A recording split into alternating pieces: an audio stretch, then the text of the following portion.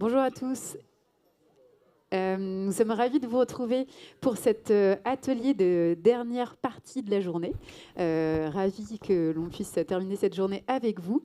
Donc l'enjeu avec Damien, c'est d'animer cet atelier avec différentes parties prenantes autour de la santé mentale et de l'impact de la place du numérique en santé. Donc je me présente, je m'appelle Florence Herry, je suis infirmière de formation. J'ai une société qui s'appelle Libéraux. On fait intervenir des professionnels de santé pour des actions de prévention, de soins et de recherche clinique. Et donc la psychiatrie, notamment dans des enjeux de psychiatrie. Et je représente également France Biotech aujourd'hui, le collège de santé numérique. Et donc je laisse la main à Damien pour se présenter et présenter l'atelier.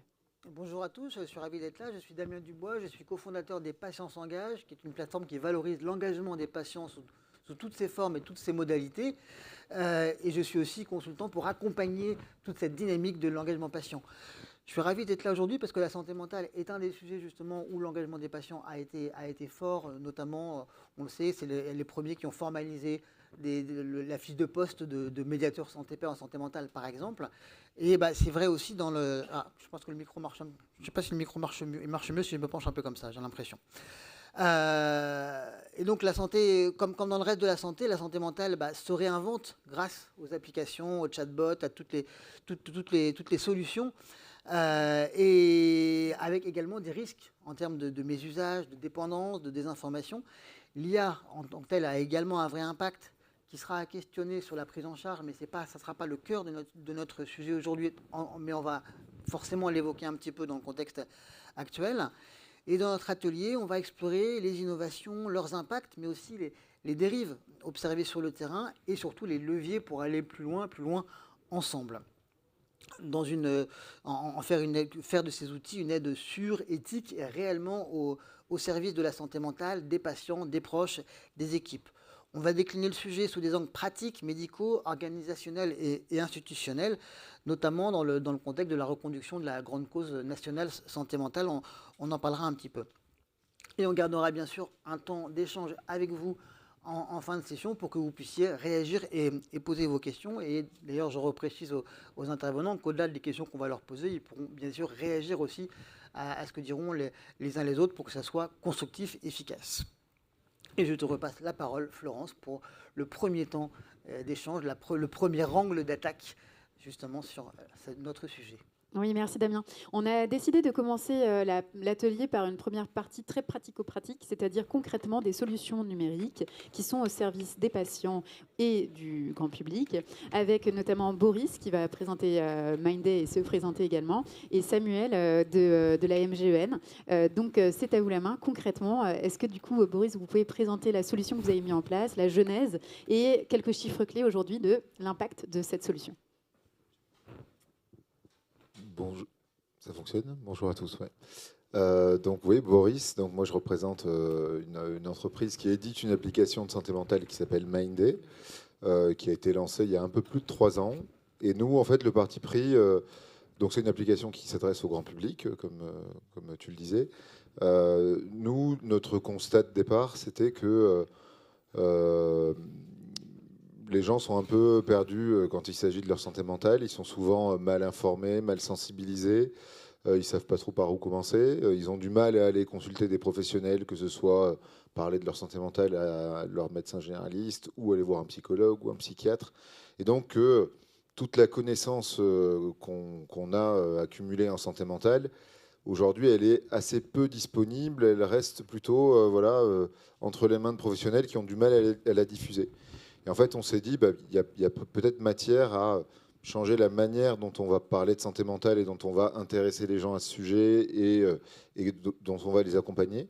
Et donc on a travaillé et développé une application qui, comment je pourrais expliquer ça, rassemble tout un tas de connaissances, de concepts, d'exercices, d'outils, de choses assez pratico-pratiques aussi, pour mettre tout de suite toutes ces connaissances et toutes ces choses, un peu comme une boîte à outils, entre les mains des bénéficiaires finaux, donc des gens qui ont besoin de prendre soin de leur santé mentale.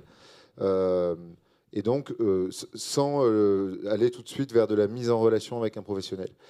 Puisque dans notre évaluation de départ, en fait, on se rendait compte que être face à un professionnel, c'est un frein pour plein de raisons. Je ne les évoque pas toutes, mais il y en a un certain nombre. Et donc, peut-être qu'on s'est dit peut-être que changer le médium, ça pouvait être intéressant. D'autant plus, et c'est l'autre chose importante aussi, c'est que la particularité de la santé mentale, c'est que c'est sur la durée que ça se travaille, en fait. C'est pas en un rendez-vous, en une consultation qu'on trouve des solutions. Souvent, c'est de la répétition au quotidien, d'exercices, de pratiques, d'outils qui vont faire qu'on va finir par ressentir un bénéfice et du mieux-être. Et donc, ça se travaille un petit peu tous les jours.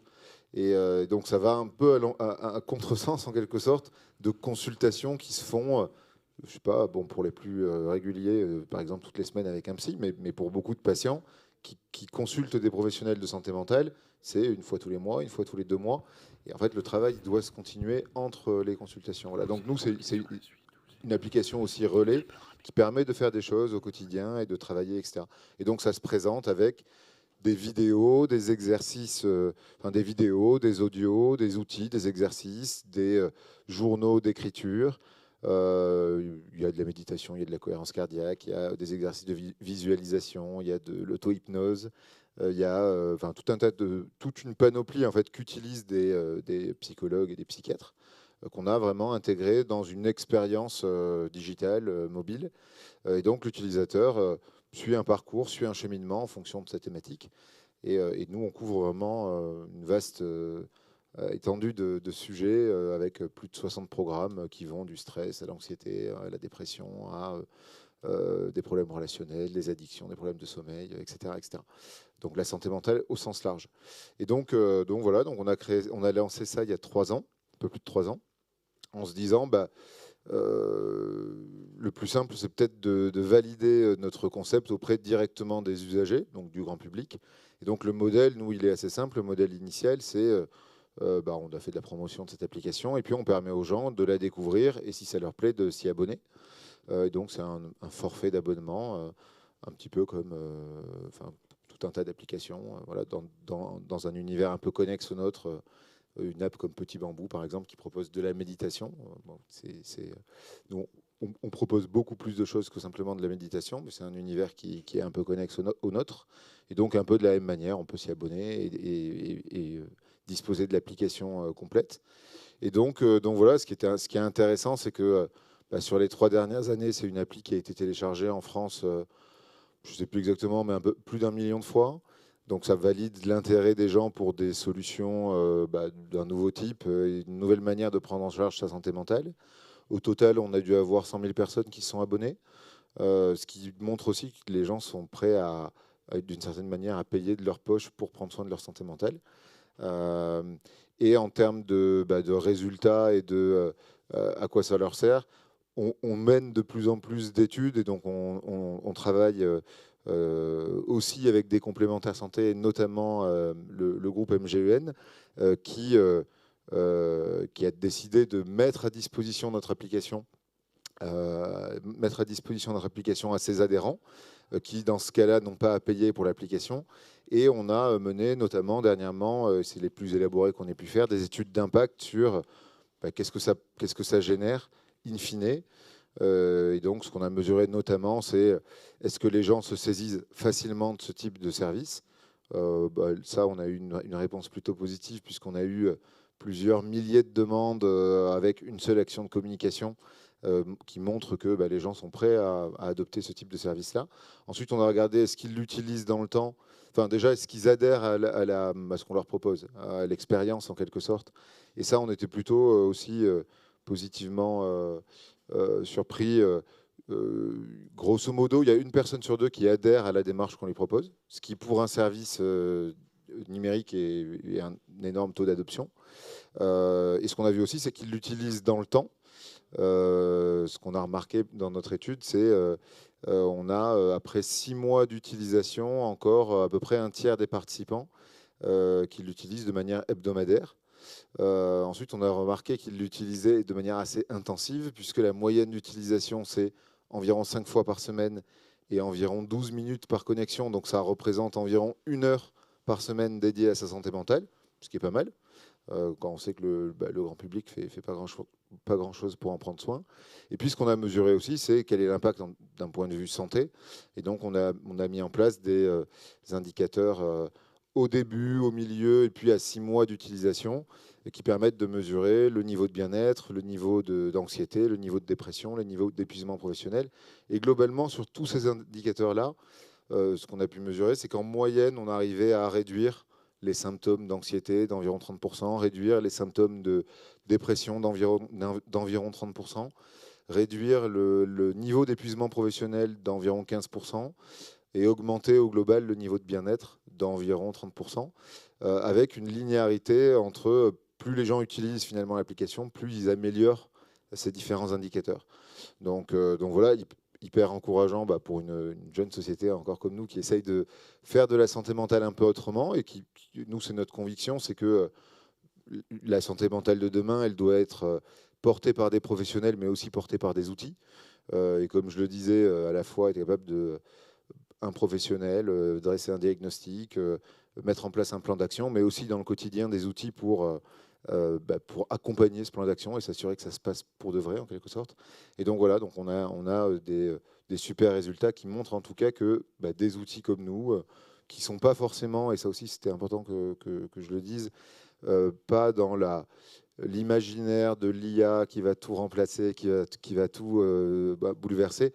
Nous, la méthode Mindday, c'est assez simple, hein, c'est presque de la conception pédagogique en quelque sorte, et c'est vraiment expliquer, donner des outils, des techniques, et un peu comme on le fait dans l'enseignement, où il y a des parcours pédagogiques pour permettre aux gens d'apprendre, on peut leur permettre de développer des compétences psychosociales et des compétences de santé mentale en leur donnant comme ça des notions et des techniques et des outils.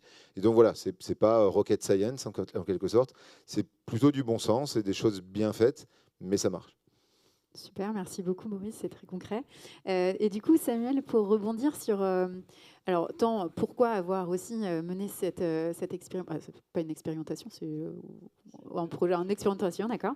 Et pourquoi la MGEN s'implique en fait sur ces sujets? Il me semble que vous avez une étude aussi menée avec Asterès, ou Oui. plein d'études.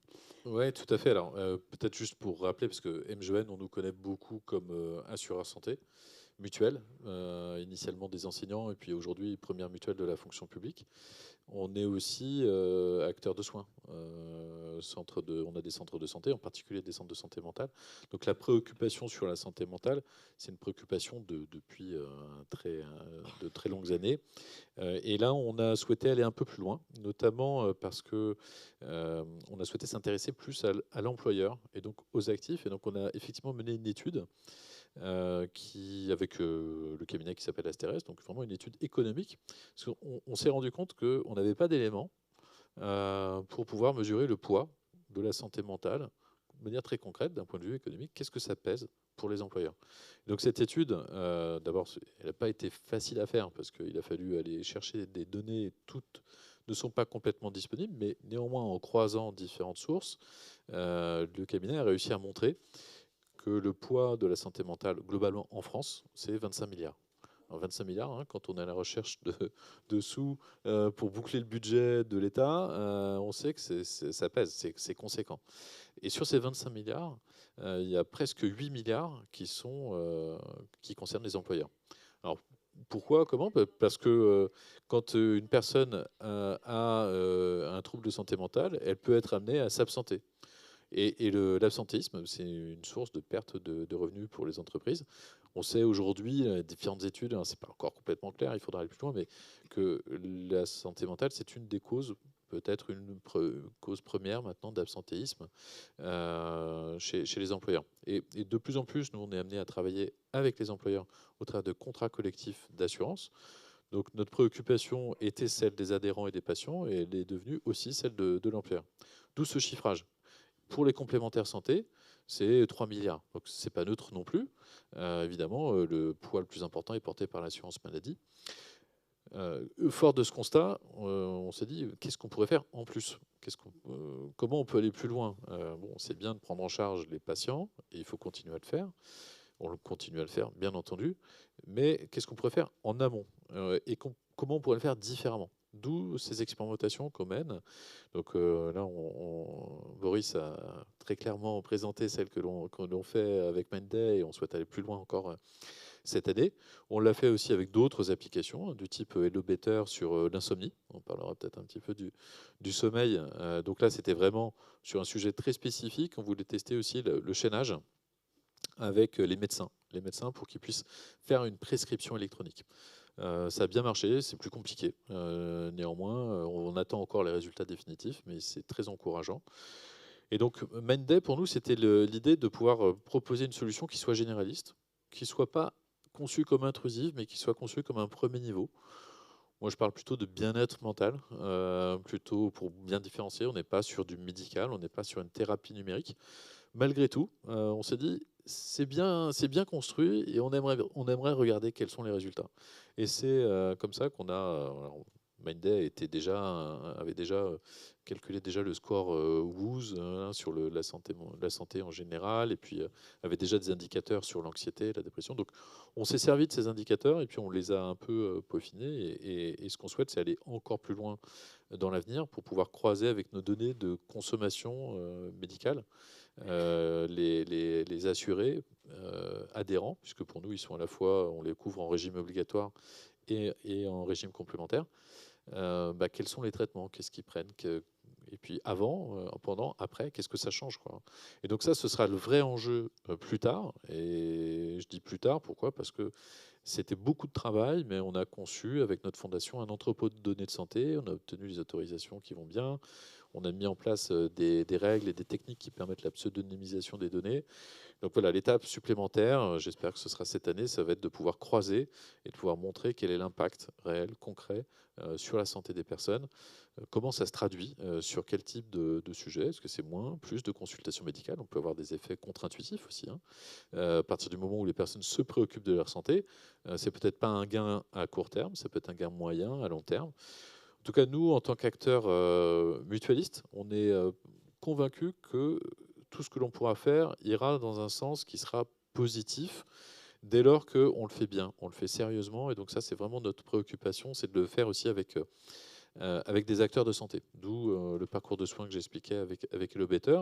Et pour Minday, bien sûr, on a demandé à nos psychiatres et psychologues de confirmer l'intérêt médical, même si encore une fois on n'était pas sur un sujet médical, mais quand même de confirmer qu'à minima on n'allait pas nuire avant de lancer l'application. Donc on s'est rassuré, ok, ça fonctionne. Je dis ça parce qu'il y a beaucoup d'autres applications dont on a fait le tour et qui, elles, peuvent être, notamment quand on utilise ChatGPT pour sa santé mentale, on sait qu'il peut y avoir des dérives. Donc là, l'idée, c'était finalement de faire un peu moins d'IA sur cette solution, mais un petit peu plus de bon sens, comme tu le disais, Boris. Et voilà, on est très intéressé par ces premiers résultats. On souhaite aller plus loin. Alors, ça ne remplace pas tous les dispositifs, bien sûr, existants. On a une ligne d'écoute avec des psychologues pour l'éducation nationale. On a bien d'autres dispositifs.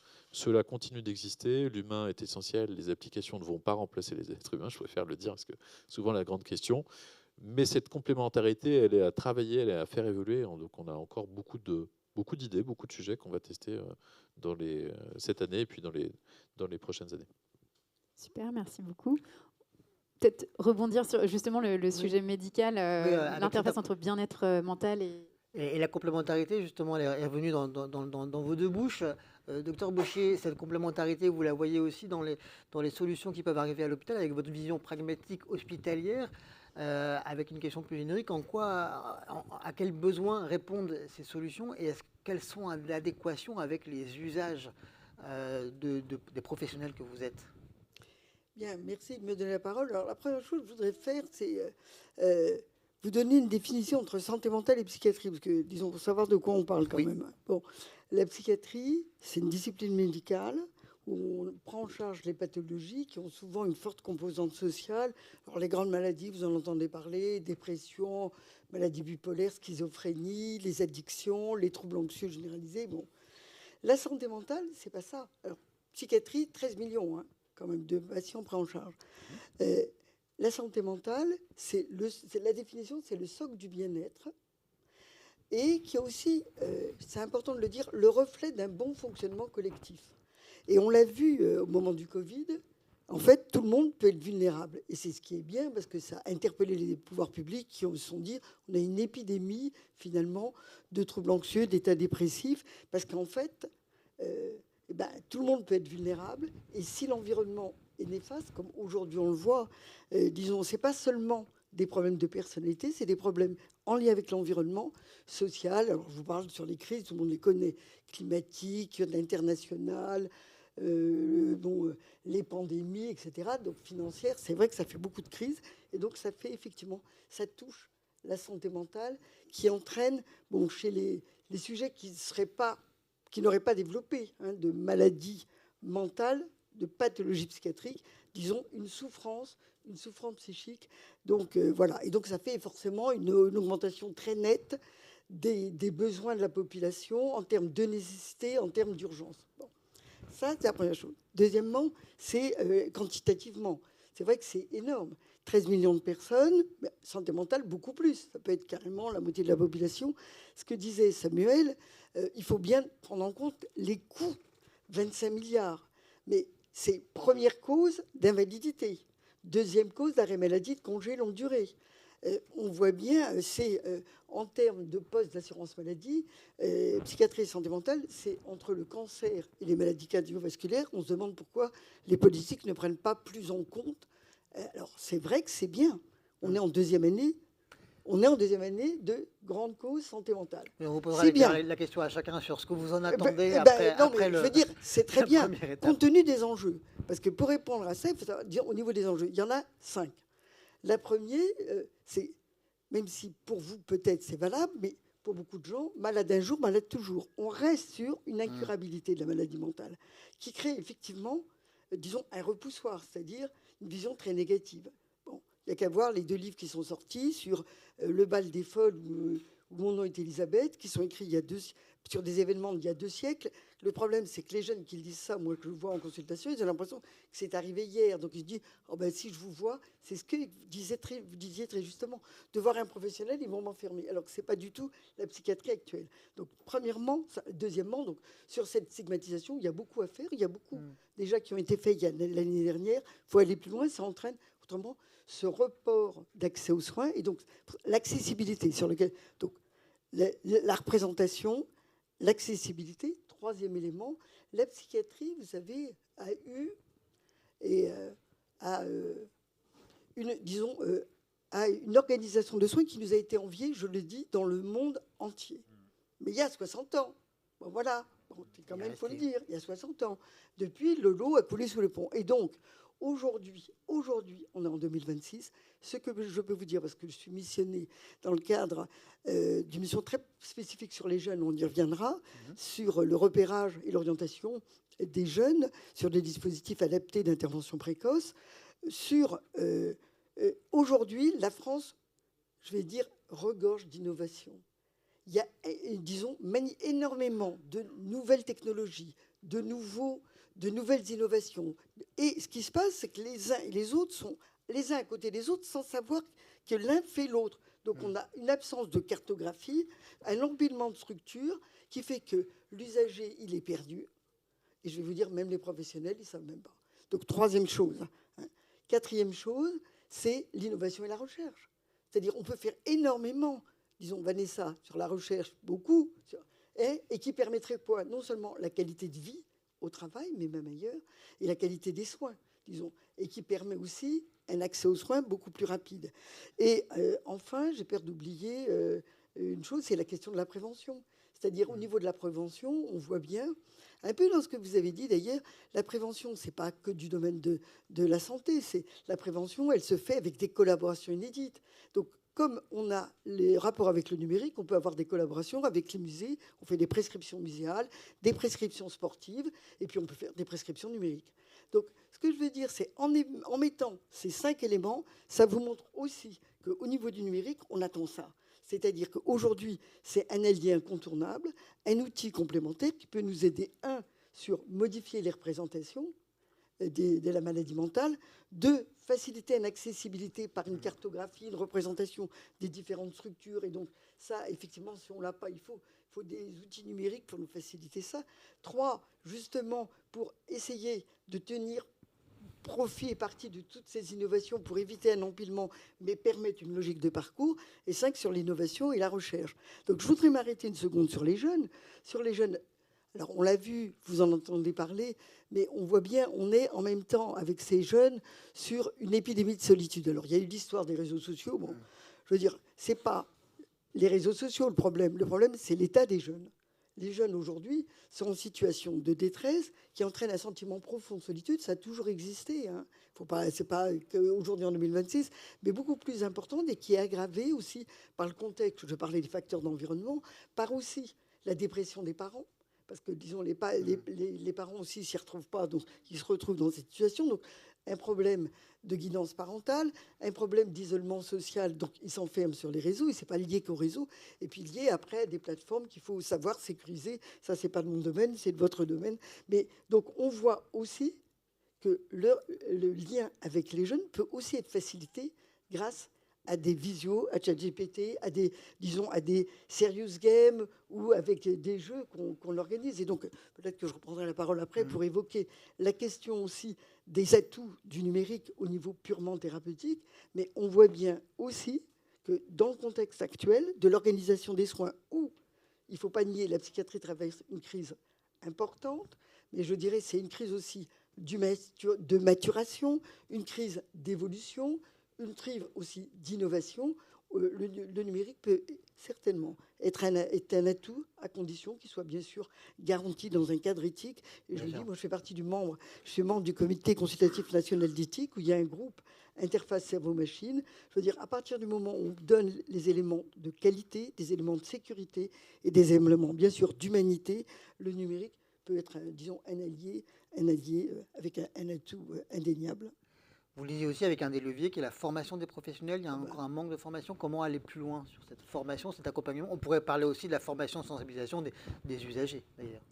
Disons les mêmes. C'est-à-dire qu'au niveau des professionnels, c'est-à-dire la méfiance, parce qu'il y a la méfiance au niveau du numérique, elle existe. Ça ne faut pas non plus... bon, voilà. Hein, je veux dire, mais moi, la première. Hein, je veux dire, au départ, tu es perdu, noyé là-dedans. Bon. Donc, effectivement, il y a une sensibilisation, un apprentissage après une formation. La formation peut être faite par du numérique, mais elle peut être faite grâce au numérique. C'est un intermède, un intermédiaire. C'est pas, il ne faut pas tout lui confier. Par contre, le numérique peut permettre de gagner du temps. Voilà. Le numérique même, là, dans la journée, disons aujourd'hui, la plupart d'entre nous, qui n'a pas fait une visio par jour? Ou non, ou une ou deux. Bon. C'est un élément, c'est pas disons, il paraît que même la ministre est intervenue en visio ce matin, mais est-ce que ça a le même impact? C'est intéressant. Après, il faut savoir aussi ne pas oublier la question de la rencontre. La question de la rencontre qui permet aussi de faire passer des messages qui sont importants, mais la question de la formation, la question du temps qu'on peut gagner, la question aussi de la responsabilisation par rapport à ces outils me semble incontournable, en tout cas, à aborder. Professeur Philippe, j'ai envie de vous poser la même question. Comment accompagner les professionnels dans cette mouvance, dans la formation, dans leur accompagnement, et de manière plus générale, comment le numérique en santé mentale impacte les métiers, l'organisation des métiers? Bon, alors, d'abord, je vous dis en qui je suis, parce que ça peut aider à la compréhension. Donc, moi, je suis chef du service universitaire de médecine du sommeil du CHU de Bordeaux, et j'ai créé une unité CNRS qui travaille sur les enjeux de la santé numérique. Et quand j'étais petit, j'étais psychiatre, avant d'être neurophysiologiste. Donc j'ai gardé un certain... Très petit. Assez petit, ouais. Et donc j'ai gardé un certain intérêt pour la cause de la santé mentale. Alors après, ce qu'on a essayé de faire dans notre unité CNRS et ce qu'on fait au quotidien dans notre service hospitalier, c'est d'avoir une réflexion sur la prévention primaire et secondaire, en particulier en utilisant le levier du sommeil. Et on a créé un écosystème de recherche grâce à des PEPR et tout un tas de projets pour avoir un noyau de recherche interdisciplinaire qui combine des informaticiens et des médecins. Alors, d'abord, pour revenir sur votre propos qui me paraît tout à fait pertinent, je pense que quand même, il y a un élément important à comprendre dans la psychiatrie, c'est qu'en gros, il y a 3 camps. Il y a un premier camp qui est le psychosocial. Par exemple, vous triplez le SMIG, vous allez avoir un impact significatif sur la santé mentale. Hein. Il y a donc certains partis politiques d'ailleurs sont assez férus dans cette communication-là. Il y a un deuxième volet, c'est ce que vous avez décrit, c'est des maladies chroniques. Et je pense que le progrès qu'on est en train de vivre maintenant, c'est que de dire le diabète, c'est pas si différent que ça que le trouble bipolaire, d'accord. Donc là, on va pouvoir développer toute une médecine de précision comme on avait fait. Alors, psychiatrie de précision, c'est peut-être un peu provoquant, mais en tout cas, le suivi des maladies chroniques va pouvoir se développer. Et après, il y a le dernier point qui fait écho à ce que vous avez présenté, qui est, je pense, tous les enjeux de la prévention et tous les enjeux des comportements qui viennent en amont ou qui viennent en soutien des prises en charge qu'on peut faire dans le champ psychiatrique. Et donc ça appelle une réflexion qui repose sur un triptyque. Le premier triptyque, c'est l'efficacité. Vous l'avez montré, nous aussi, avec notre application Canopé. Et en gros, je pense qu'il n'y a pas d'enjeu avec ça. C'est-à-dire on a des outils qui vont être efficaces pour mieux faire dormir, pour réduire l'anxiété, pour traiter des symptômes, voire des pathologies psychiatriques. Le deuxième enjeu qui est un petit peu plus compliqué, j'en parlais avec Lucie avant qu'on commence, c'est les enjeux d'acceptabilité. Et dans le mot acceptabilité, je comprends un couplage entre les soignants et les soignés. Et donc, là, on commence à rentrer dans un sujet un petit peu plus important qui va de « je ne veux pas me faire piquer mon boulot par un agent conversationnel » versus une prescription d'hypnotique, c'est 15 secondes sur l'ordonnance et 50 € et c'est 45 minutes pour expliquer une application, donc ça n'a pas marché. Et le troisième niveau qui est, je pense, le plus important, et c'est vraiment un enjeu politique, je pense qu'on va rentrer dans une séquence très politique pour notre pays, mais j'espère que les élections à venir s'empareront de ce sujet, c'est l'implémentabilité. Et l'implémentabilité, elle doit passer par une révolution de notre système de santé. Et je pense que le numérique, c'est un modèle expérimental sur lequel on peut tester des degrés de réallocation d'intervention. Alors maintenant, après avoir fait des grandes phrases, on va rentrer dans le pragmatique. Donc, au moment du Covid, à l'époque, on était avec Yann enfermé à Pellegrin. Et donc, comme on s'embêtait beaucoup, on a dit, bon, là, on ne peut pas rester à rien faire, on va devenir fou parce qu'on n'avait plus de malades. Donc, on a mis en ligne, un peu à l'arrache, avec l'accord de Google et Apple, une application pour repérer le stress psychosocial et proposer des interventions sur le sommeil. Bon, maintenant, on en est à 115 000 téléchargements. On a appris plusieurs choses. La première chose, c'est super efficace pour améliorer le sommeil. Et on a fait une étude bras ouverts, bras contrôle. Maintenant, on a fait versus anxiété, versus dépression. Donc, tout ça, on l'a. Bon. Où on en est maintenant? Où est-ce qu'on repose? On repose sur le fait que vous prenez une application, vous la téléchargez gratuitement à l'échelon populationnel. Première info, il y a 50% des gens qui téléchargent qui n'ont pas de problème. Donc il y a déjà un élément vachement intéressant qui est de dire on pourrait massivement améliorer la santé mentale en donnant des outils simples, appréhendables pour dire aux gens « ça va, grimpez pas au rideau, ce que vous avez c'est dans la norme, d'accord ?» Mais cette première information-là, vous savez, c'est un peu comme la sédentarité quand vous achetez un podomètre, c'est extrêmement important parce qu'il y a un cercle anxiogène qui fait qu'à un moment donné, un peu comme quand on commence à pas dormir, vous savez qu'on a l'anxiété anticipatoire. Donc je pense un premier volet, ça c'est ce volet très important. Le deuxième volet, c'est que si on part du haut et qu'on regarde en bas, d'accord, donc si 100% c'est le haut, et qu'on descend en bas maintenant, et on est à la troisième version de Canopé, on est à 8% de rétention. Donc on a un taux d'attrition de fou. C'est-à-dire il y a énormément de gens qui sortent. Alors, ils peuvent sortir parce que ça va mieux, mais ils peuvent sortir aussi parce qu'il y a d'autres facteurs d'accompagnement et donc dans l'implémentation. Donc, on a fait un petit truc avec Nathalie Salle, là, qui est une gériatre et qui est dans un autre hôpital. On a pris des internes de médecine générale, on les a mis dans une salle de consultation pour des gens qui venaient se faire un suivi de FA, donc cardio, et on leur a dit, vous allez juste dire au type, est-ce que ça vous intéresserait de télécharger une appli sur le sommeil? Donc, rien à voir, quoi. Le type vient pour se faire un suivi de FA et on lui dit, à propos, est-ce que ça vous intéresserait? Taux d'attrition, 60%. C'est-à-dire, si vous prenez quelqu'un qui ne vous parle absolument pas du sujet, vous montez à 40%. Donc vous imaginez si vous avez à un bon moment une personne qui vient spécifiquement en vous disant, cette action-là, elle pourrait faire ça, on va avoir un bras de levier très probablement extraordinaire. Et je pense ce que vous avez décrit est très intéressant, mais moi, la culture que j'ai, parce que j'ai beaucoup échangé avec Petit Bambou, et je vois un peu ce que fait Calme, c'est qu'il y a une population de gens qui sont dans le self-empowerment, là, dans l'appropriation, qui sont déjà convaincus. Donc, c'est les gens qui vont se peser tous les matins, c'est les gens qui vont regarder combien de minutes ils ont dormi, c'est les gens qui vont compter leurs pas avec leur podomètre. Ceux-là, en gros, ils sont acquis. C'est probablement pas les plus malades. Vous voyez ce que je veux dire ? Là où c'est intéressant, et c'est tout le sujet de l'implémentation du soin, c'est de dire comment est-ce qu'on fait. Bon, ceux qui sont cassés, ils sont chez nous, d'accord ? Donc on l'a dans l'atelier, hop. Mais ce qui est intéressant, c'est ceux qui sont en train de... Vous voyez, la mécanique commence à faire un petit peu de bruit, on dit il faudrait peut-être remettre un petit peu d'huile là, vous voyez ?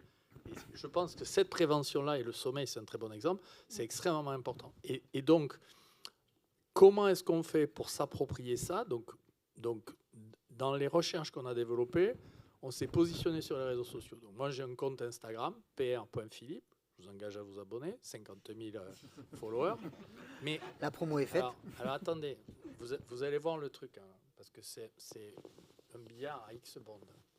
On va voir l'ARS Nouvelle-Aquitaine et on leur dit vous allez nous donner de l'argent. Et maintenant, on va faire un essai clinique où on va mettre online un compte noir, c'est-à-dire pas un compte avec professeur Philippe, mais un compte qui va poster des messages en disant téléchargez votre application pour vous améliorer. D'accord ? Et donc, on a pu calculer le coût de l'impression par rapport au clic de téléchargement. C'est 17 centimes d'euros. Mais ces modèles-là, ils vont être extrêmement puissants parce que Steve Bannon, il l'a fait pour l'élection de Trump. On pourrait imaginer que dans des campagnes de santé publique, à condition qu'on maîtrise les algos des réseaux, on puisse dire à un moment donné, attendez, ça ne va pas du tout de prendre du protoxyde là. C'est du délire. Vous voyez ? Et on va rentrer dans un schéma où je pense qu'il va falloir qu'on accepte l'idée que la société évolue et qu'on puisse s'accrocher à des vecteurs qui vont nous aider à porter les messages. Le problème qu'on a, et c'est la fin de mon intervention, le problème qu'on a, c'est qu'on a deux vecteurs très porteurs. Ça va être les LLM sur les agents conversationnels et ça va être les réseaux sociaux. Et les deux moteurs de ces outils, ils sont américains. Et on n'a pas la main dessus. Et là, en ce moment, il y a un vrai combat à développer une prise de position sur le territoire des réseaux. C'est ce qu'on est en train de faire avec l'Académie nationale de médecine, où on va lancer un compte Insta pour faire du fact-checking validé. Et vous savez que Mathieu Molimar a rendu un rapport très intéressant sur la désinformation médicale. Il y a un vrai combat à se positionner. Il faut aller sur les réseaux, c'est-à-dire il faut arrêter de dire nous on a la vérité et puis les autres on a le réseau, ils disent n'importe. Le combat il se mène dans les réseaux. Donc il faut aller dans les réseaux et il faut dire attention, on vous dit des choses qui ne sont pas vraies et nous on va vous expliquer pourquoi, référence scientifique à la clé. Et après je pense que sur les LLM, on avait Viox Château qui est venu faire une présentation à l'Académie de médecine il y a un mois et demi. Il lance un agent conversationnel pour aider les gens, Doctolib. Sa réponse, c'est 6 € par mois. Donc on lui a dit, mais vraiment 6 € par mois ? Il dit oui, les gens vont payer. Ils payent. Donc ouais, mais il y a quand même une réflexion intéressante, y compris de santé publique, pour dire où on met le centre de gravité. C'est-à-dire, est-ce que c'est parce que c'est payant que ça va être quelque chose qui est indispensable ? Et moi, qui ai un cœur qui porte un petit peu, enfin, vous avez compris, pas forcément complètement à droite, vous voyez, je me dis, plus on est pauvre, plus on est isolé, plus on est immigré, plus les euros, ça compte, quoi. Et donc, s'il faut que notre système de prévention de santé mentale, il repose sur un engagement financier, voilà. Oui. Ça veut dire que les ARS ne peuvent pas se satisfaire de solutions payantes à 6 €, et que ça soit une réponse institutionnelle efficace. Voilà, c'est une proposition du Doctolib. Voilà, je viens de voir un peu le dispositif. Donc c'est chacun comme individu qui décide ou pas s'il a envie de s'inscrire dans la démarche. Voilà. Ils ont Ça 90% relève des pas prises de de l'ARS en aucun cas. C'est sûr. une politique individuelle et pas collective. Bien. Pardon. les violences, pardon. Non, non, mais et justement, du coup, d'un point de vue plus institutionnel, vous, Yann Bubien, qui êtes passé aussi par d'autres étapes dans votre parcours, vous avez mis la psychiatrie, enfin en tout cas la santé mentale, comme une des 3 priorités de l'ARS, PACA, et notamment la santé mentale des jeunes. Comment concrètement une ARS agit au quotidien d'un point de vue médico-économique, mais aussi déploiement des solutions pour la population régionale, finalement, parce que l'ARS, c'est quand même assez régional. Elle essaye de le faire, l'ARS, le mieux qu'elle peut, parce que c'est un sujet très complexe. Comme le rappelait Rachel à l'instant, il y a une différence entre santé mentale et psychiatrie. Nous, on essaie d'agir sur tous les volets et tout ce qu'on peut faire. Mais l'idée, évidemment, quand on en fait une des priorités, une des 3 priorités, avec l'accès aux soins sur tous les territoires, parce que c'est quand même un sujet, la santé mentale et la psychiatrie, parce que moi je le dis toujours les deux, qui ne sont pas antinomiques. Et en 3, évidemment, le numérique et l'intelligence artificielle. Je vois Benoît Presson qui est là du grade de Provence-Alpes-Côte d'Azur. Voilà. Donc 3 priorités pour l'Agence régionale de santé quand je suis arrivé il y a 1 an et demi. Et puis on a essayé de les appliquer parce que l'intérêt, c'est quand même d'être concret. Si c'est juste une théorie et des grands axes qui sont fixés, ce qui compte, c'est avoir une politique régionale et générale, en fonction évidemment du contexte national. Et donc ce qui compte pour cette priorité santé mentale et psychiatrie, c'est d'en faire une priorité dans toutes les actions que nous menons. Donc c'est mettre la santé mentale dans toutes les politiques. J'en reparlerai si vous voulez. 2, c'est avoir des financements priorisés et mobilisés pour les actions qu'on a décidé de mener ensemble. 3, c'est une politique de communication proactive et notamment pour déstigmatiser les problèmes de santé mentale ou psychiatrique ou psychologique qui sont souvent extrêmement stigmatisants. Donc en premier, c'est de faire de la santé mentale une priorité sur toutes les actions, c'est-à-dire du dépistage, de la prévention, des actions dans le sanitaire, des actions dans les hôpitaux, hôpitaux évidemment psychiatriques, mais également hôpitaux généraux, dans les cliniques, et puis dans le médico-social, parce qu'on n'en a pas parlé encore aujourd'hui, mais on a un vrai sujet. On parle souvent de santé mentale des jeunes, de psychiatrie, de psychologie pour les jeunes, parce que c'est une population qu'on regarde davantage. Mais si on regarde les vieux, et notamment dans le secteur médico-social, on en a des problèmes de gérontopsychiatrie qui sont extrêmement nombreux et dont on s'empare aujourd'hui. Deuxièmement, c'est des financements qui soient adaptés, des financements qui sont fléchés, qui sont faits pour ça. Il existe des dispositifs nationaux. Je pense notamment à ce qu'on avait mis en place il y a 2 ans exactement, quand j'étais avec Catherine Vautrin au ministère de la Santé sur mon soutien psy, par exemple, avec les 10 consultations chez un psychologue pour toute personne qui le souhaite sans avoir d'ordonnance préalable. Ça, c'est des financements qui sont fléchés, orientés. Il y a aussi un Ségur de la santé avec des financements pour les établissements de santé. Mais on a également des actions que nous avons décidé de mener à l'Agence régionale de santé Provence-Alpes-Côte d'Azur pour financer des actions concrètes qui sont portées par les professionnels de santé, bien sûr, que ce soit santé mentale, donc plus générale que la psychiatrie elle-même. Donc c'est porté par des psychiatres, des pédopsychiatres, des psychologues, des infirmiers en pratique avancée, des infirmiers, et puis tout le monde associatif, les pères aidants, etc. Et là, moi je crois que face aux défis que nous avons en matière de santé mentale et de psychiatrie, il faut qu'on engage tout le monde.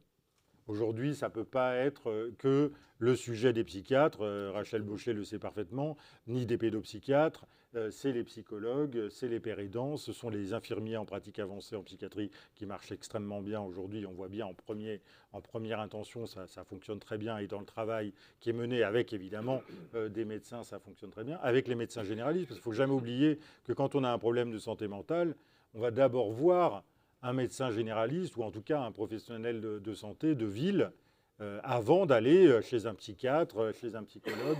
Voilà, donc on a à revoir aussi tout ce parcours de santé qui est très important. Et puis une communication proactive, je le disais, il faut déstigmatiser, c'est évident.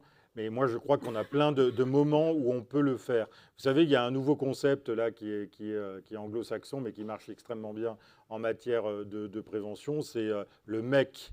Le MECC, c'est Make Every Contact Count. Ça veut dire quoi?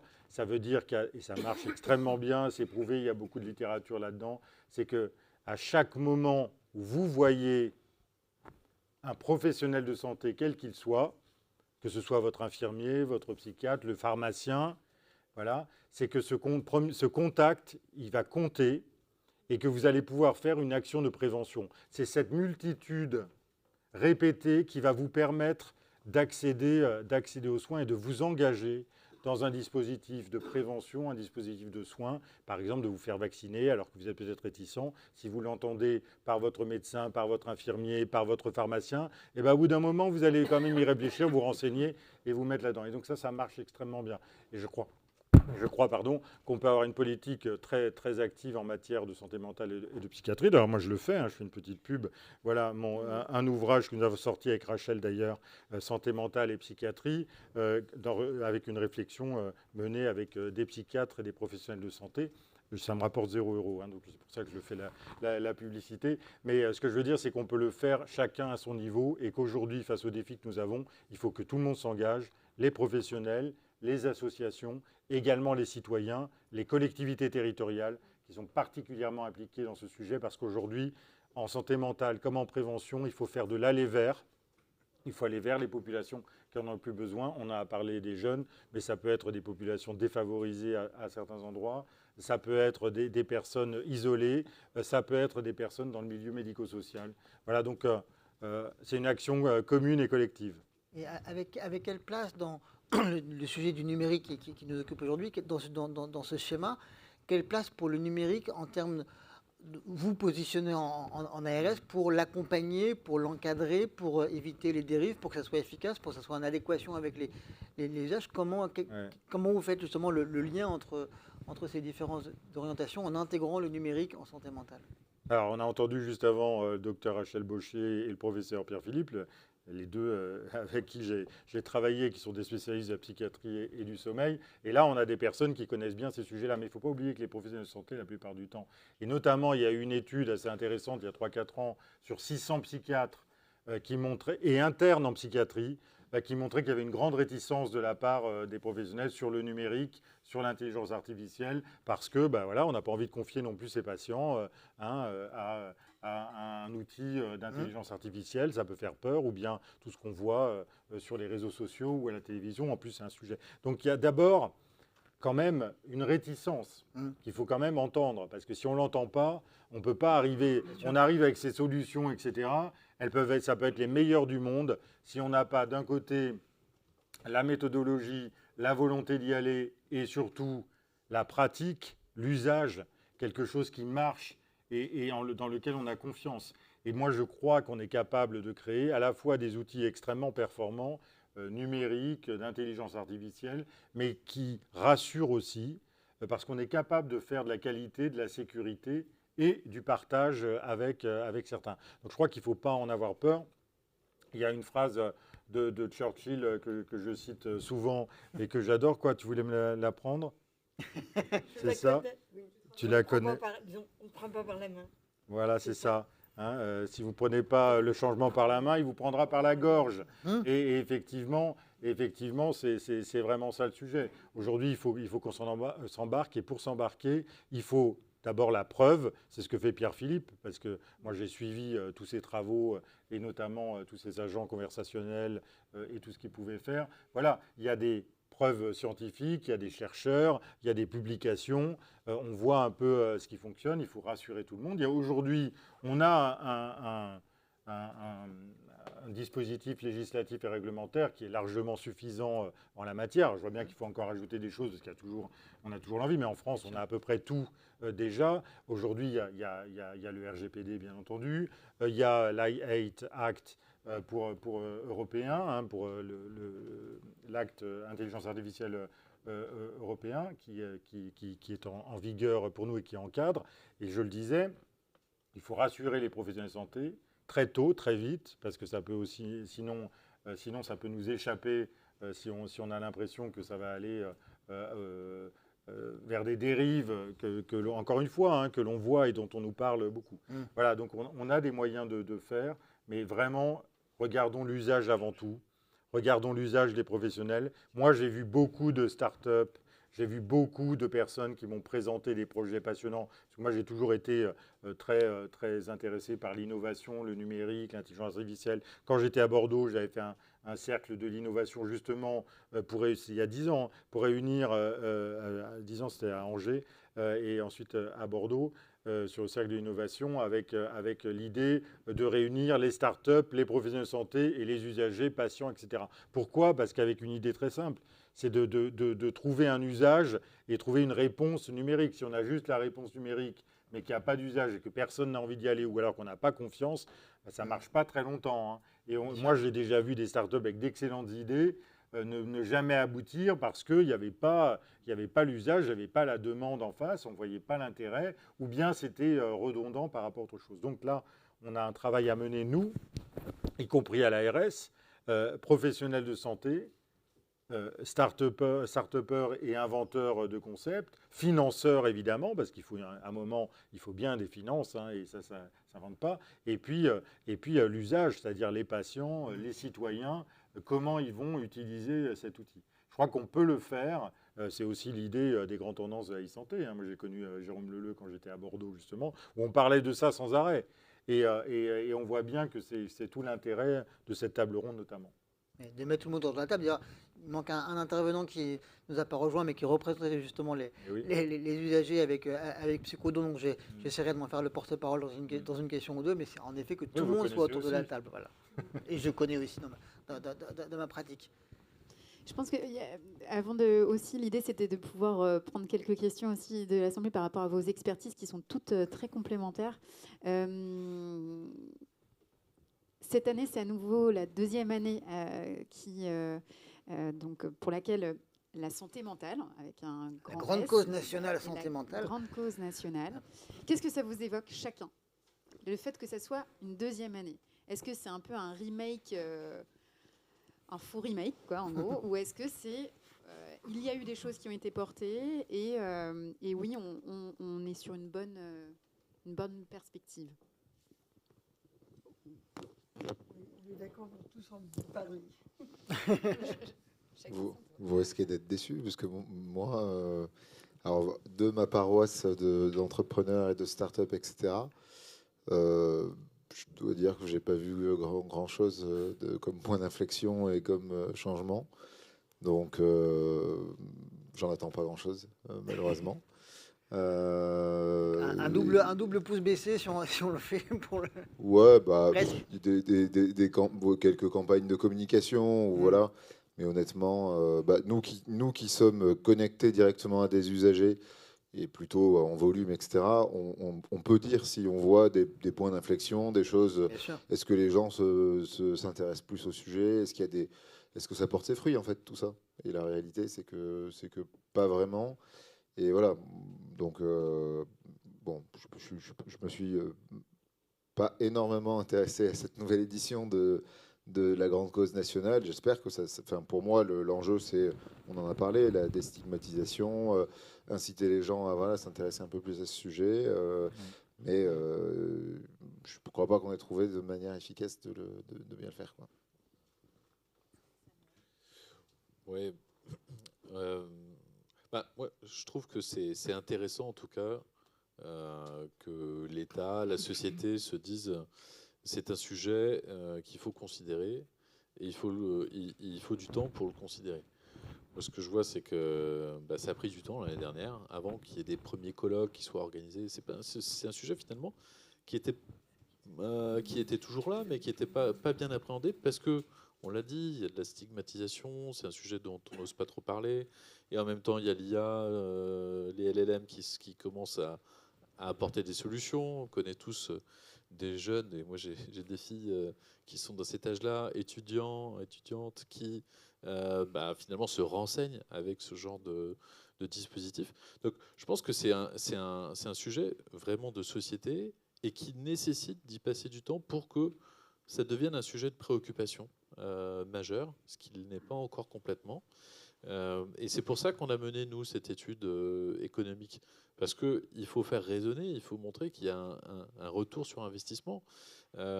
Et ce retour sur investissement, il ne sera peut-être pas immédiat, il va falloir le mesurer sur du long terme, mais il est là, on le sait, il y a des actions qui marchent.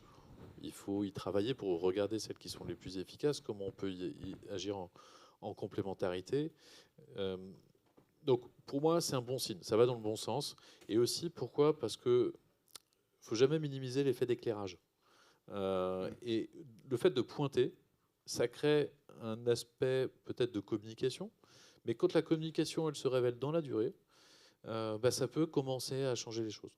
Donc peut-être que finalement, dans les actions qu'on va mener, on va faire un petit peu plus de Mind Day en 2026, peut-être qu'on va faire un peu plus de colloques, parce que ce sera le sujet, ok, un petit peu à la mode, mais le fait que ce soit un petit peu plus à la mode et que ça reste un petit peu plus longtemps, c'est quand même bien, en fait. Ça permet de mettre un peu plus de gens autour de la table, un peu plus de gens d'accord, ça oriente un peu plus sur ce sujet.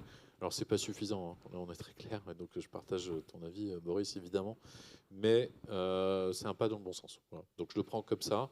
Ce serait bien mieux si on pouvait mobiliser beaucoup plus de financement et si on pouvait aller sur une vraie préoccupation globale. Et je rejoins tout à fait ce que disait Pierre-Philippe, hein, je me le suis pris en note d'ailleurs, hein, sur les réseaux sociaux, sur l'influence des réseaux sociaux et des LLM.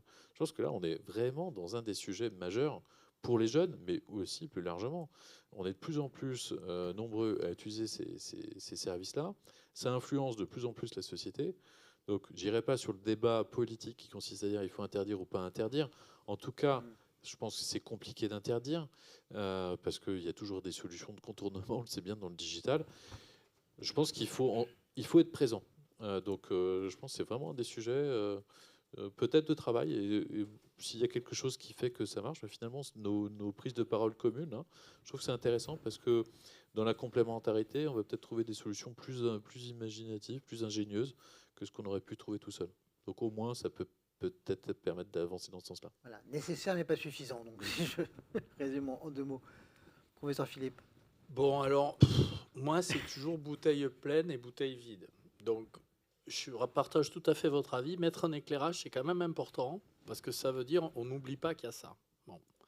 Le deuxième point, quand même, il faut être factuel, hein, c'est que après 10 ans de combat effréné avec la DGS, la DGOS, la foultitude de ministres, donc j'ai à peu près oublié là, pour la moitié les prénoms et pour le reste le nom, on a réussi à obtenir une feuille de route interministérielle sur le sommeil dans le cadre du plan santé mentale. Et ça, c'est vachement bien. Parce que ça veut dire que quelque part, on comprend qu'une prévention primaire et secondaire, ça peut agir.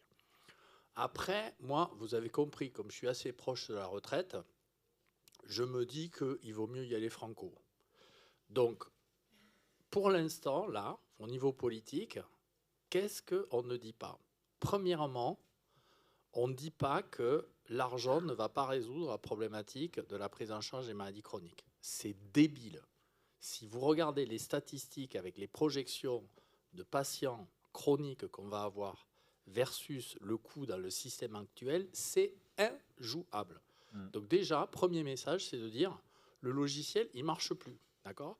Et pour preuve, hein, je pense que vous le savez aussi bien que moi, il y a 30% ou 20% des postes de PH qui ne sont pas pris dans les CH, dans les CHS. Donc dans tous les hôpitaux. Ouais, c'est pas un hasard.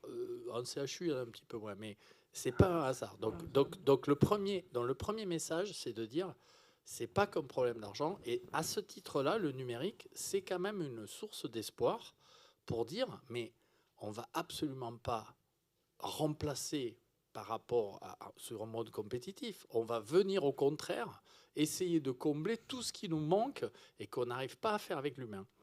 Ça, je ne l'ai pas encore entendu. Et sur la santé mentale, il y a, à cause du psychosocial, il y a quand même un courant sur lequel moi je suis assez opposé, qui consiste à dire si on avait de l'argent, on soignerait mieux les gens. Moi, je crois que la première étape, c'est de dire si on réfléchissait à réorganiser le circuit de prise en charge et l'organisation des soins, on serait beaucoup, beaucoup plus performant. Et je pense que c'est particulièrement vrai sur la santé mentale. Et des échanges qu'on a assez réguliers avec la DGS, puisque j'ai la chance de faire partie du groupe du suivi là, de la feuille de route interministérielle, ça, c'est des choses qu'il faut, je pense, oser dire. Pas sur un mode provoquant, hein, mais qu'il faut dire, attendez, il va falloir qu'on gère ça sur un autre mode. Et je pense que l'angle des réseaux sociaux, c'est un angle intéressant parce que ce n'est pas un angle qui est si politisé que ça.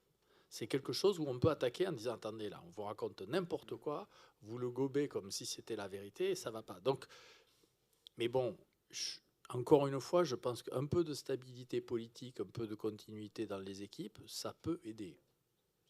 Je parle juste au niveau organisation de la santé. C'est un commentaire comme ça parallèle que je fais. Au passage. Oui, alors j'en ai un. Alors la première chose que je voudrais dire par rapport à l'interdiction des réseaux de 15 ans, pour les 15 ans, je voudrais juste mentionner ça. Moi, j'ai au moins 2 unités qui concernent les adolescents, à qui on demande tout simplement les 40 premières heures, les 2 premiers jours où ils sont là, il n'y a pas de contact avec l'extérieur, et de déposer le portable. Sincèrement, ça ne pose aucun problème. Donc, non, mais je le dis parce que ça permet de restituer. Je veux dire que la question, elle n'est pas forcément là où on pense qu'elle est. Elle est peut-être plus large. Par rapport au fait qu'on redouble, on était en probatoire, on passe en première année, là, sur la deuxième année grande cause santé mentale, les professionnels ne peuvent que s'en réjouir, de dire on est, une fois de plus, en grande cause santé mentale. La deuxième chose, de dire, effectivement, on a bien compris qu'il y avait une discontinuité politique, c'est le faible, disons, le mot est faible, et de dire, même si on met le sujet à l'affiche, en tête d'affiche, il faut des éléments concrets, et justement, ce qui permettrait, on va dire simplement, parce que même s'il peut y avoir des discontinuités politiques, c'est de faire comme on a fait pour le plan cancer, je l'ai dit ce matin, parce j'étais sur une table ronde, c'est de faire un institut psychiatrie et santé mentale qui permettrait de regrouper justement les principales positions. La première, ce que disait à côté mon voisin Pierre-Philippe, insuffler de l'attractivité pour les professionnels. Et là, le numérique, il y a ça. 2, bien entendu, je suis tout à fait d'accord avec vous, c'est revoir l'organisation de l'offre de soins. Et ça, justement, on est missionné par, à l'époque, Yannick Neuder, quand il était ministre, feu ministre, sur repérage, orientation précoce. Ça, c'est majeur pour être dans la logique de parcours, pour permettre effectivement que le repérer n'est pas soigner, mais repérer, orienter, aller sur une action de soins, c'est ça. Donc, revenir sur l'organisation de soins. Troisièmement, revenir sur la dimension, passer d'un système de santé à un système de soins, travailler sur la prévention et travailler sur, bien entendu, comme on l'a dit, sur la déstigmatisation et les représentations de la maladie mentale avec l'innovation et la recherche. Et ça, faire un plan, disons, plan pluriannuel qui permettrait, même si les ministres changent, il y en a 3 par an, ça ne change pas grand-chose, le plan continue, bien entendu avec des moyens dédiés, avec des évaluations à la clé, parce qu'autrement, on crée des structures, on ne sait pas ce qu'ils deviennent, on ne les évalue pas, donc on multiplie les structures, avec un institut qui permettrait justement, dans le temps, d'avoir une visibilité, d'avoir aussi une évaluation des actions menées, des actions ciblées qui soient menées. Et puis, je dirais, parce que la santé mentale, comme on en a parlé, n'est pas seulement que en lien avec la psychiatrie, mais beaucoup plus large dans le champ des possibles, avec, effectivement, on le sait bien, comme on a parlé des prescriptions numériques, mais sportives, culturelles et tout, avec des politiques interministérielles, parce que la santé mentale, elle irrigue aussi bien la culture, le sport, le travail, l'habitation, etc. Et donc, moi, je dirais que je ne cesserai de dire, cette année, c'est une année grande cause, de demander cet institut psychiatrie et santé mentale avec les 5 axes qui permettent, dans lequel, au niveau des différents axes, le numérique a tout à fait sa place. Tout à fait sa place et nous aiderait en termes d'attractivité, en termes d'accessibilité, en termes de qualité, en termes aussi d'humanité. Parce qu'effectivement, quand on rédige un dossier médical, disons en 5 minutes, on a le temps de consacrer du temps dans un espace de rencontre avec le patient. Et donc, je dirais que ça apporte, je crois que c'est vous qui avez évoqué la question de l'optimisme ou de la question de l'espoir. Je crois que ça donne aussi un élément aussi d'espoir, disons, et de confiance. Et on sait que c'est la clé de la réussite quand même, l'optimisme pour faire évoluer un système de santé. Donc on a besoin des éléments d'optimisme et des éléments aussi d'espoir. Je pense que le numérique peut rentrer là-dedans. Vous êtes aussi optimiste ? Oui, sur cette grande cause nationale, c'est vrai que ça a été assez déceptif de la part notamment des psychiatres, des associations de patients, de familles qui ont été assez déçus par cette grande cause nationale. Mais Je voudrais quand même dire un peu comment ça se passe, une grande cause nationale. D'abord, chaque année, il y a des centaines de demandes de grandes causes nationales qui sont déposées auprès du gouvernement. Or, il n'y en a qu'une qui est choisie par le Premier ministre. Michel Barnier, alors Premier ministre, décide que ce sera la santé mentale, et c'est une bonne chose, on s'en est tous réjouis. C'est vrai qu'il y a eu après différents ministres entre-temps, et Sébastien Lecornu, Premier ministre, décide de renouveler cette grande cause nationale. Là aussi, c'est une première. On n'avait jamais fait d'abord le choix santé mentale et deuxièmement de faire une deuxième année santé mentale. Il faut quand même le reconnaître, c'est un geste fort qui est fait, politique, parce qu'il y a une vraie pression de la part de centaines d'autres demandes de grandes causes nationales tous les ans. Hein. Moi, j'en ai connu par centaines, et beaucoup sont tout à fait estimables, évidemment. Et donc, c'est un choix politique qui est fort, il faut quand même le marquer. Ensuite, il y a eu quelques réalisations, notamment Pierre-Philippe, je le sais parce qu'il m'en a parlé de nombreuses fois quand nous étions à Bordeaux sur la feuille de route sommeil qui, moi, me semble extrêmement importante et qui l'intègre. Mais au-delà de ça, on parlait de déstigmatisation tout à l'heure. Quand même, cette grande cause nationale, vous n'avez pas vu fleurir tout à coup toutes ces personnes, journalistes, stars, qui s'exprimaient sur le sujet, sportifs. Jamais on n'a entendu autant de personnes en si peu de temps parler de ce sujet, publier des livres. Le sujet est venu sur la table. C'est peut-être pas suffisant. Peut-être qu'il n'y a pas encore assez de concret là-dedans, mais ça a au moins eu ce mérite. D'abord, un geste politique fort. Deuxièmement, des personnes célèbres qui s'expriment et qui montrent qu'on peut avoir un problème de santé mentale, de psychiatrie, et qu'on peut s'en sortir, et qu'on peut voir la vie différemment. Et ça, je pense que c'est une très bonne chose aujourd'hui. En tout cas, ça a beaucoup marqué. Hein, il y a eu des gestes assez forts là-dessus, ça a marqué. Et puis, il y a des actions qui se font. Moi, les actions, je pense qu'elles doivent se faire sur le terrain, au plus près du territoire. Je vous parlais tout à l'heure de l'Allée Vert, mais on a aussi des équipes mobiles de psychiatrie sur les territoires, notamment les territoires où il y a le plus de difficultés d'accès aux psychiatres, aux pédopsychiatres, aux psychologues. Voilà, on a des moyens d'action. Moi, je crois qu'il faut penser global, mais il faut agir local. Et avec quelle place pour le numérique justement, le numérique, il marche bien là là-dedans, parce que d'abord, il a fait ses preuves sur les TCA, sur les troubles anxieux, sur beaucoup de sujets, psychiatriques. Et on voit donc que ça marche. Et quand on est...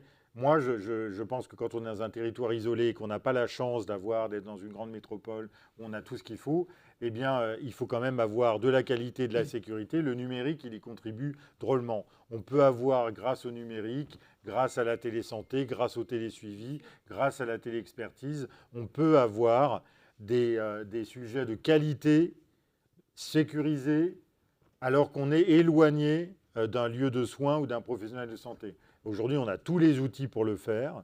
Il suffit juste de s'embarquer. Et quand on voit ce qu'on est capable de faire sur le télé-AVC, par exemple, on peut très bien, quand on a un neurologue spécialisé AVC qui est à 200 à 300 km, il peut très bien vous faire le diagnostic. Vous pouvez avoir un diagnostic comme si vous étiez dans une structure. Après, c'est une question de mouvement et de parcours de déplacement. Mais voilà, on peut faire des choses, encore une fois, qui vont nous permettre d'avoir de la qualité, en sécurité et tout près de chez vous, sur votre portable, par exemple.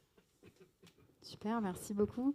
On arrive à la fin de l'atelier, mais du coup, l'idée, c'était de pouvoir aussi prendre quelques questions, si vous en avez, pour nos intervenants. Tous les bras se lèvent, c'est voilà, incroyable. Voilà, alors, première question, Vanessa devant. Si, pour les gens qui sont en ligne, oui, Vanessa, je te remercie. Il y a 10 000 personnes en ligne. Au moins. Merci de me le rappeler. Bonjour, je m'appelle Vanessa Rally, je suis déléguée générale d'un collectif qui s'appelle le Grenelle de la Santé. Et il se trouve que j'ai longtemps travaillé en agence sanitaire.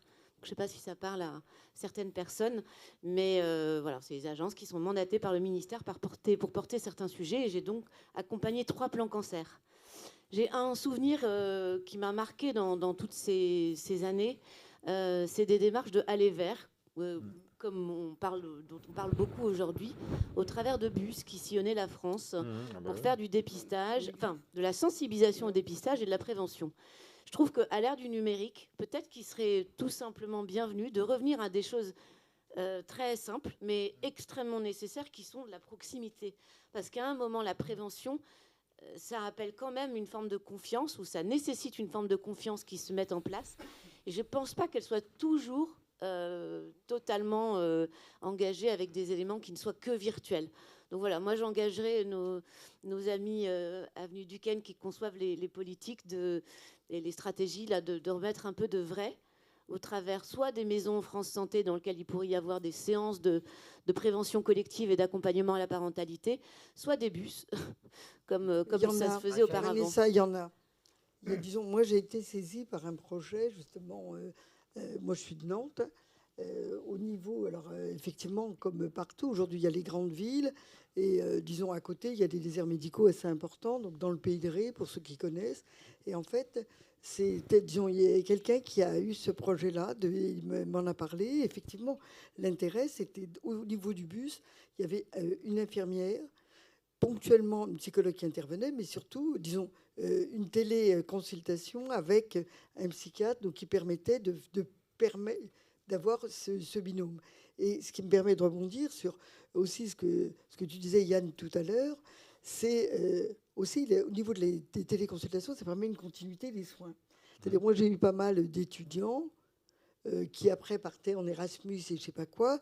Donc, quand ils revenaient à Nantes, ils me voyaient. Et donc, je crois que c'est important de temps en temps de se voir. Mais on avait la continuité des soins en distanciel. Et ça, c'est extrêmement important parce que ça assure quand même un suivi régulier. Et puis, ça permet la continuité des soins et la logique de parcours. Donc, il faut privilégier l'exercice mixte aussi bien au niveau distanciel, présentiel, mais aussi, disons, médical, paramédical. Et donc, on travaille beaucoup aussi avec soit les infirmiers de pratique avancée, soit les psychologues. Mais je pense que ça, il y a un vrai travail aussi qu'on doit faire actuellement, qui serait, disons, en pluriprofessionnel, qui permet aussi de toucher beaucoup plus de personnes et de sensibiliser chacun avec sa culture. Mais on fait du travail, en tout cas, du travail en commun, avec un collectif. Mais je pense que, et ça, le numérique, ça aide aussi beaucoup à pouvoir travailler en transversalité. Je vois une question au fond. Une autre. À gauche, derrière le poteau. Ouais. Donc là, je ne voyais pas ce que c'était derrière le poteau pour moi. Allez-y. Oui, bonjour. Catherine Collet. Donc, moi, j'étais jusque récemment au sein de l'équipe numérique de la RSPACA, donc Monsieur Bubien, je vous salue. Et j'ai rejoint il y a quelques mois maintenant la Direction générale de la cohésion sociale pour mettre en œuvre un virage numérique pour le secteur de la protection de l'enfance. Donc, j'en viens à ma question. On a parlé de la santé mentale des jeunes, et donc la population, moi, qui est maintenant mon cœur de sujet dans cette population de jeunes, c'est en particulier les jeunes qui sont confiés à l'ASE. On est sur une population qui a globalement une trajectoire de vie assez dramatique, hein. Espérance de vie inférieure de 20 ans par rapport aux Français, aux autres Français. La moitié à peu près des personnes qui sont RSA, on le sait, sont d'anciens enfants placés qui ont été confiés à l'ASE. Donc ma question, c'est est-ce que vous pensez qu'en dépit de ces critères de vulnérabilité ou de gravité, il y a quand même du potentiel à aller explorer pour accompagner cette population en particulier grâce au numérique? Est-ce qu'il y a des gains d'accompagnement, de bien-être à aller chercher aussi pour des populations particulièrement vulnérables? Qui veut se lancer? Bon, bah, oui, enfin, de toute façon, le numérique peut aider à tous les niveaux, hein. Après, c'est toujours une question qui est posée, notamment dans tous les challenges prévention, c'est comment on peut aller vers les populations les plus vulnérables, les plus fragiles. Et c'est pas toujours évident, parce que justement, on le sait bien, et je pense que c'est aussi le sens de votre question, ce sont des populations qui sont plus éloignées parfois du digital, moins... Voilà. Mais je donne un exemple de ce qu'on peut faire. Nous, on aime bien, au niveau MGN, la complémentarité des solutions. Donc, le digital, pour nous, ne s'oppose pas au physique. Au contraire, il faut les deux. Donc, si je reprends la question précédente, on a à la fois le dispositif digital, y compris dans les entreprises, mais aussi la possibilité de recevoir en point d'accueil partout dans le territoire. C'est un dispositif qu'on a monté avec l'Éducation nationale. Donc nos agences servent aussi de lieux d'écoute. On appelle ça justement des lieux d'accueil et d'écoute. Et donc pour aller sur votre question, on est en train de regarder, on est en train de travailler même, je ne sais plus si j'ai le droit de l'annoncer complètement, mais donc de mettre en œuvre un partenariat avec l'IHU, donc Robert Debré, et qui a monté la plateforme Clepsy. Clepsy était destiné initialement au grand public, et donc c'est vrai que c'est pas forcément toujours accessible à tout le monde. Et donc là, ils ont eu, moi, ce que je trouve une super idée, et qu'on pousse aussi volontiers, c'est d'aider les enseignants. Parce que parfois on peut y aller, mais de manière indirecte. Et les enseignants sont confrontés dans les classes à de nombreuses difficultés avec des enfants qui ont des troubles d'apprentissage. Donc ça ne répond pas complètement à votre question, mais c'est une petite partie. Je me dis que chacun, en mettant sa brique, peut peut-être apporter une pierre à cet édifice. Et là, en l'occurrence, c'est vrai que les enseignants, quand ils sont confrontés aux troubles des enfants, ils ne savent pas trop quelle est la cause, comment... Alors, ce n'est pas leur rôle de diagnostiquer, mais ils ont quand même un rôle qui est d'identifier ce qui se passe et de clarifier ce qui est de l'ordre du trouble d'apprentissage, de peut-être quelque chose qui mérite une prise en charge plus importante, et aussi peut-être avoir des réflexes, en fait, tout simplement avoir des réflexes. Donc, Clepsy est en train de... voilà, on y travaille avec l'IHU pour que d'ici quelques temps, quelques mois, peut-être un an, hein, ça prend du temps quand même pour travailler, faire ce travail de vulgarisation, les enseignants et les moyens, et plus de moyens pour pouvoir travailler avec les élèves et les parents d'élèves sur ces sujets-là. Madame. Oui, donc bonjour, Anne-Dominique Bon, Meta Coaching. Donc nous, on fait des thérapies numériques digitales avec un accompagnement aussi de professionnels de santé sur différents domaines, notamment le sommeil, qui effectivement occupe une place intéressante cette année avec le plan sommeil. Et en fait, moi, ma question, elle est sur le financement de toutes ces thérapies. On voit par exemple que c'est compliqué d'aller sur les voies du remboursement de ces thérapies digitales en France, via les voies Pécan ou autres. Et alors qu'elles sont extrêmement coûteuses à déployer pour des petites sociétés qui sont généralement les sociétés qui mettent en place ce genre de thérapie digitale. Donc je voulais un petit peu vos réflexions sur, notamment au niveau de l'ARS, peut-être quelle voie vers la prise en charge de ces thérapies numériques dont vous indiquiez qu'elles étaient vraiment utiles, notamment dans des déserts médicaux ou même de façon plus générale quand les gens n'ont pas le temps ou les moyens d'aller se rendre chez un psychologue pour suivre une thérapie sur 12 séances. Oui, là c'est plutôt côté assurance maladie d'ailleurs que Agence régionale de santé, mais ça me permet de rebondir sur quelque chose dont on n'a pas du tout parlé, et moi-même je le regrette parce que c'est un des sujets que je porte en tout cas à l'Agence régionale de santé Provence-Alpes-Côte d'Azur, c'est les premiers secours en santé mentale. Parce que ça, c'est quelque chose qui fonctionne très bien dans de nombreux pays. L'idée, elle est simple, c'est de former l'ensemble des citoyens, et d'ailleurs, ça commence très jeune, et ça peut commencer dès 14-15 ans, au premier secours en santé mentale, avec des formations qui sont soit de un jour ou deux, soit un peu plus longues, si on veut être davantage expert en la matière. Et l'idée, c'est de repérer très vite une personne qui a un problème ou une difficulté psychologique ou psychiatrique à un moment donné, c'est de savoir réagir et c'est de savoir l'orienter. Et je crois que ces premiers secours en santé mentale, ça marche extrêmement bien dans des pays comme l'Australie, par exemple, qui a développé ça très bien et qui est très fort, pays très fort en matière de prévention, hein, parmi les 4 mondiaux qui sont les plus forts. Et ils sont forts aussi sur le numérique, parce qu'évidemment, avec un territoire aussi vaste et avec aussi peu de zones denses de population, ils ont utilisé à la fois des méthodes de prévention qui sont assez innovantes, comme la prévention en santé mentale, mais également le numérique qu'ils ont développé énormément pour avoir des consultations de qualité partout sur le territoire. Et donc, je regrette qu'on n'en ait pas parlé, et c'est de ma faute, j'aurais dû en parler davantage tout à l'heure, mais c'est un sujet sur lequel nous, on travaille. On a lancé avec des opérateurs qui font ça, et bien sûr, à l'Agence régionale de santé, on soutient les projets innovants, mais pour nous, il faut que ce soit prouvé. il faut que ça fasse, il faut qu'il y ait une preuve scientifique et médicale, évidemment. Ça, c'est le premier point. Deuxièmement, si ça n'est pas le cas encore, il existe des dispositifs, et notamment avec l'article 51, etc. Mais là, il faut s'inscrire là-dedans. Et troisièmement, il y a des grands appels à projets qui sont nationaux ou locaux, régionaux, qui marchent extrêmement bien. Et notamment, il y a le défi numérique santé mentale, appel à projet national, qu'il faut aussi distinguer. Donc voilà, il y a des manières différentes d'aborder ces projets-là. Mais moi, en tout cas, ce que je souhaite aussi, c'est s'inscrire dans un dispositif qui soit évidemment prouvé, scientifique, médical. On a parlé tout à l'heure de la mission Mathieu Molimar qui a permis de donner la feuille de route que Stéphanie Rist a présentée il y a maintenant une dizaine de jours. Et moi, je m'inscris dans ce projet parce qu'on parle beaucoup de numérique, d'intelligence artificielle, de réseaux sociaux. Eh bien oui, notre devoir à nous toutes et tous, c'est de lutter contre les fausses informations, contre les fake news et les fake med. Très bien. Je voulais revenir sur ce que vous disiez tout à l'heure sur l'importance d'avoir des solutions adaptées aux usages.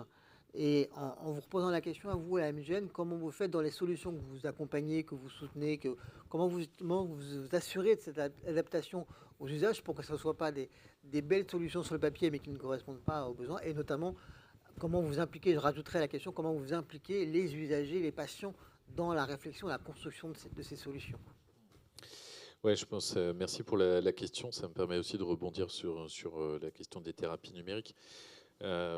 On considère que nous, on a un rôle à jouer en tant qu'acteur mutualiste pour faciliter l'accès à un certain nombre de solutions à notre public d'adhérents assurés, en ayant d'abord au préalable passé ces solutions au travers d'un tri d'un certain nombre de critères. On va regarder les articles qui ont été publiés, on va regarder le côté vraiment scientifique et médical. Ça, c'est, je dirais, le minimum. Mais c'est vrai qu'il y a aussi un côté usage. Parfois, on parle d'UX, enfin, pour les mots savants du design, hein, mais concrètement, comment ça marche? Qu'est-ce qui fait qu'une application, elle va être utilisée ou abandonnée? Et Boris en parlait un peu, et c'est pour ça qu'on a été intéressé par cette solution-là, parce que pour nous, il y a une gradation, en fait. On peut très bien intervenir sur les formations premier secours en santé mentale, on le fait aussi, mais également proposer des solutions qui sont pas encore matures, mais dont on pense qu'elles ont du potentiel, dès lors qu'elles s'inscrivent, elles sont OK pour s'inscrire dans un parcours qui va permettre de tester auprès de nos adhérents, d'avoir leur retour. Alors, on a, j'ai dit, une dizaine de critères, on a regardé les articles, les revues, enfin, voilà, c'est solide et on fait un tri qui est à peu près au niveau de ceux que font les fonds d'investissement. Simplement, on regarde moins le côté modèle économique, on regarde plus le côté usage et impact pour la santé. Et là, en l'occurrence, pour la santé mentale. Donc, notre idée, c'est qu'on peut jouer un rôle, nous, un peu de marchepied, de tremplin, où on a besoin parfois de faire passer ces solutions à l'échelle. Donc c'est pour ça que Mindday, on a dit ok, on y va sur 1000 adhérents. On l'avait fait avec Liv sur l'accompagnement de l'endométriose. Après, avec Liv, on est passé à 2000. Bon, probablement, on va passer à plusieurs milliers aussi avec Mindday. En travaillant avec ces solutions, en fait, on les aide à s'ajuster aussi. On a des retours, on regarde ce qui marche moins bien. Là, en l'occurrence, avec Mindday, on a fait des modules spécifiques pour les enseignants, parce que c'est notre population. On regarde s'il y a le même taux d'usage, le même taux de recours, etc. Voilà, donc on accompagne ces solutions dans la durée, et ça ne répond pas complètement au financement des thérapies numériques, qui est moins notre rôle, mais en tout cas, on a notre part, on joue notre part, et on regarde aussi si les adhérents, à un moment donné, sont prêts, eux aussi, à prendre le reste à charge qui pourrait rester à financer. Donc pour nous, c'est effectivement un vrai sujet, le sujet de l'usage, et donc de l'UX. Je crois que c'est toi qui disais, Boris, c'est-à-dire que c'est un travail d'horloger. Et c'est vrai que c'est peut-être des tout petits réglages, mais qui font toute la différence.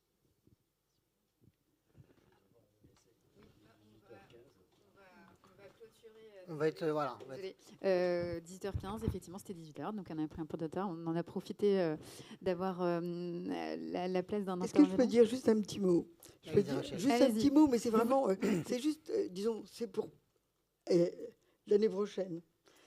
Santé mentale à l'état du numérique, mais vous pouvez dire aussi psychiatrie à l'ère du numérique. Aujourd'hui, grâce à l'évolution du numérique, grâce aux interfaces cerveau-machine, justement, comme je vous disais, où j'interviens au niveau du Comité consultatif national d'éthique, je dois vous le dire, il y a actuellement des nouveaux dispositifs qui permettent de lutter contre des maladies résistantes, les dépressions résistantes, les troubles obsessionnels compulsifs, les grandes schizophrénies morbides, et qui permettent d'avoir des évolutions de tableaux cliniques qu'on n'avait jamais connues jusqu'à présent. Donc on est obligé effectivement d'assurer les conditions en toute sécurité par rapport à ces dispositifs. Mais ce que je peux vous dire, c'est qu'il y a des évolutions que je n'avais jamais vues jusque-là, qui se produisent. Donc il faut aussi, des fois, le remettre en perspective.